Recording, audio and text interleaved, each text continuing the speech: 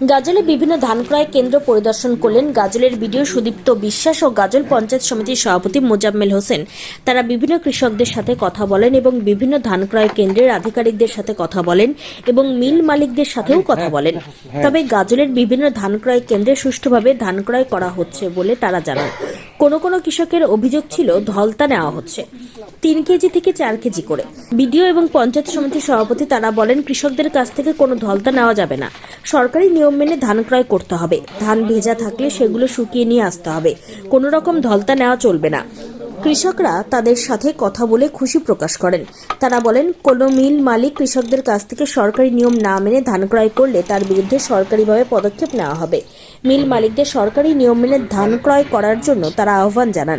ধান ক্রয় কেন্দ্র লক্ষ্মীপুর এবং বলরামপুর ধান ক্রয় কেন্দ্র পরিদর্শন করেন।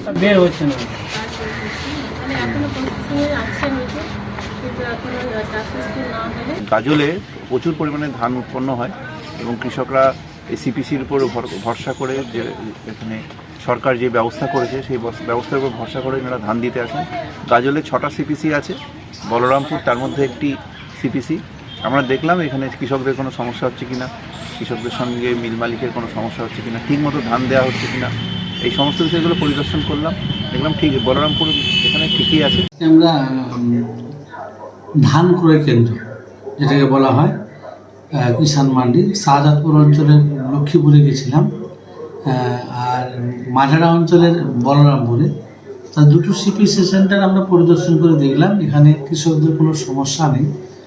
কিছু কিছু কৃষকের ধলতা নিয়ে সমস্যার কথা যেটা উঠে আসছিল, তাতে আমরা সরেজমিনে তদন্ত করে, বিশেষ করে বিডিও সাহেব, ফুড সাপ্লাই ইন্সপেক্টর আমার সাথে ছিলেন, আমরা গাজল পঞ্চায়েত সমিতির পক্ষ থেকে আমি নিজে ছিলাম।